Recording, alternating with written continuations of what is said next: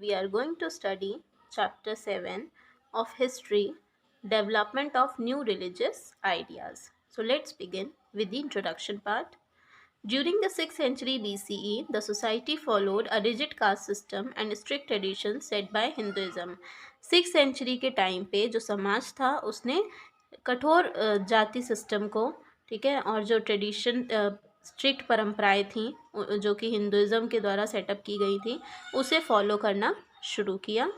Religious worship became a complex ritualistic and an expensive affair. और जो धार्मिक पूजा पाठ थी वो अब जटिल हो गई थी, ठीक है, ये एक महंगा मामला हो गया था, ठीक है, रिचुअलिस्टिक हो गई थी, जिसमें लोग रीति रिवाजों को ज़्यादा मानने लगे थे, ठीक है. So with the growth of towns, cities and trade, new social groups emerged. और जैसे जैसे शहरों का, व्यापार का की वृद्धि हुई, विकास हुआ, ठीक है, तो नए नए जो सामाजिक समूह थे वो शुरू हुए, एमर्ज हुए. These groups held a socially inferior position which they wanted to improve. और ये जो ग्रुप्स थे, ये जो समूह थे, इनका जो सामाजिक पोजीशन थी वो क्या थी, कम थी, नीची थी, जो कि जिसे वो सुधारना चाहते थे, इम्प्रूव करना चाहते थे. Frequent wars were also fought between the various mahajanapadas, creating an atmosphere of unrest. और समय समय पे युद्ध भी हुए अलग अलग महाजनपदास के बीच में, ठीक है, जिसकी वजह से जो वातावरण था वो अशांति का हो गया. Dissatisfied with the prevailing conditions, people began to search for alternatives. अब ये जो स्थिति थी उससे लोग डिससेटिस्फाइड थे, ठीक है, तो लोगों ने क्या किया, ऑल्टरनेटिव ढूंढना शुरू कर दिया कि इसके बजाय क्या और दूसरा रास्ता निकाला जा सकता है. So many new religions sprang up during this period. कई सारे नए नए धर्म जो थे वो इस टाइम पीरियड पे सामने आए. Of these Buddhism and Jainism are the only ones that have survived. उनमें से बुद्धिज़्म और जैनिज़्म जो थे ये दो ऐसे धर्म थे जो कि सर्वाइव किए, टिके रहे.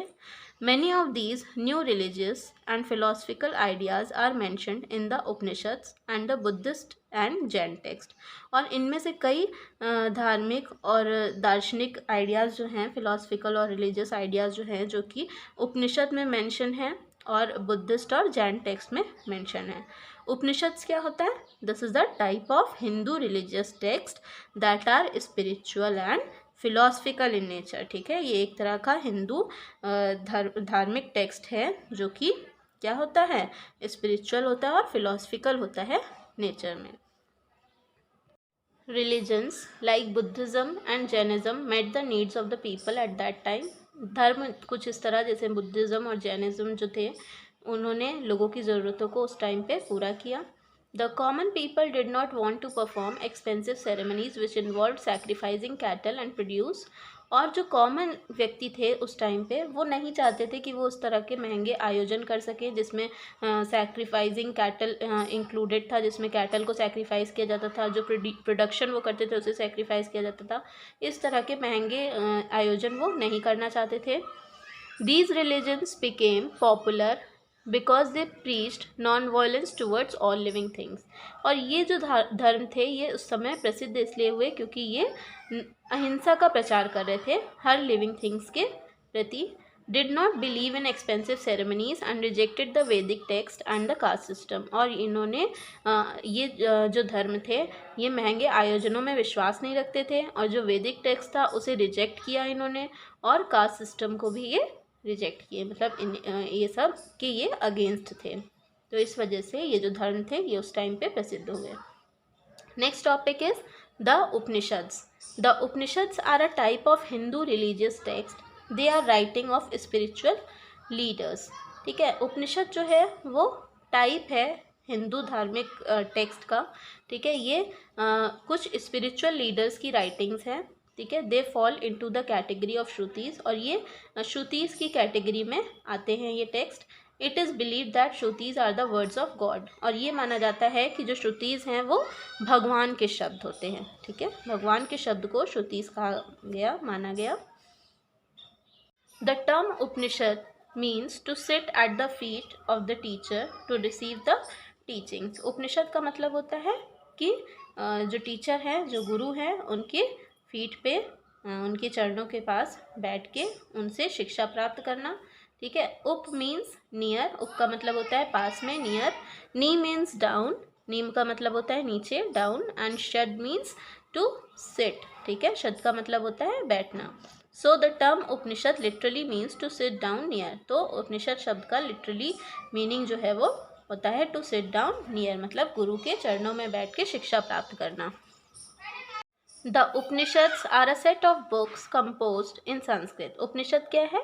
ये बुक्स का सेट है जो कि संस्कृत भाषा में कंपोज किया गया है। They are conversations between a teacher and a student, और ये कन्वर्सेशन है स्टूडेंट और टीचर के बीच की, which are presented in the form of dialogues, जिसको प्रेजेंट किया गया है डायलॉग के फॉर्म में। Most historians and scholars believe that there are 108 Upanishads, out of which 11 are more important. These include the following. अब कई सारे historians का मानना है, scholars का मानना है कि जो उपनिषद्स हैं वो 108 हैं, जिनमें से 11 जो हैं वो ज़्यादा महत्वपूर्ण हैं। और जो 11 उपनिषद्स हैं वो कौन कौन से हैं? They are given hair.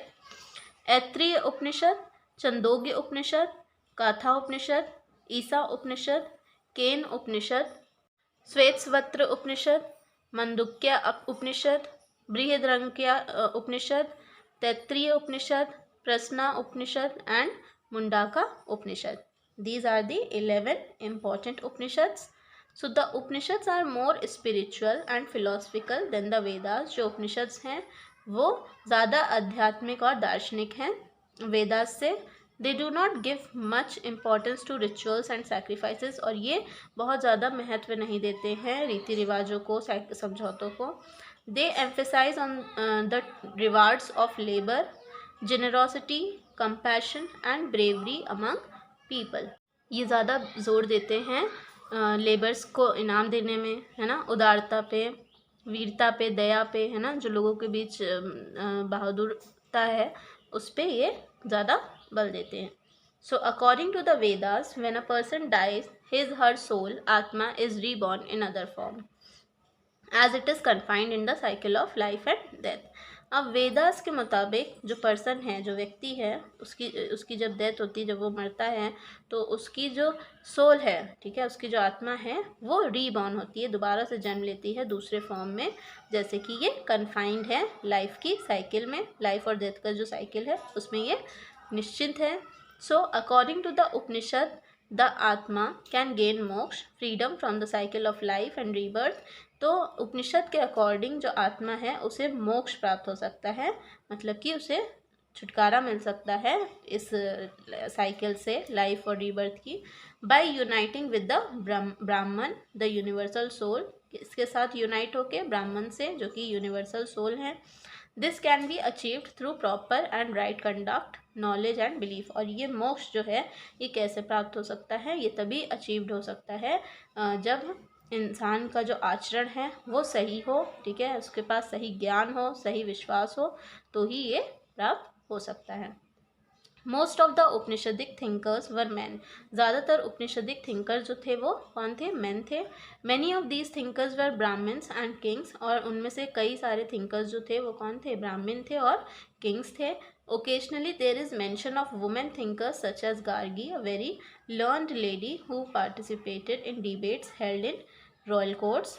और ओकेजनली कई वुमेन थिंकर्स का भी मेंशन किया गया था, जैसे कि गार्गी, जो कि बहुत ही सीखी हुई लेडी थी, ठीक है, जिन्होंने कई डिबेट्स में पार्टिसिपेट किया था, रॉयल कोर्ट्स के शाही कोर्ट्स जो थे उसमें पार्टिसिपेट किया था डिबेट्स में।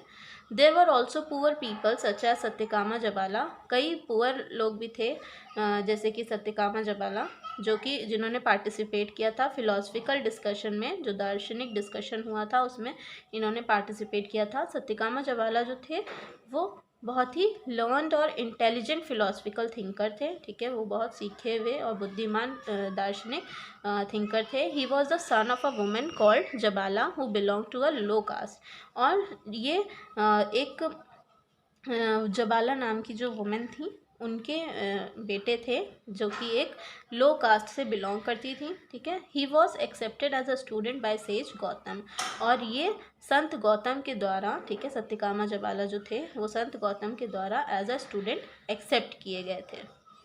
So students, I hope you have understood this much. Now we will continue this chapter tomorrow. Thank you.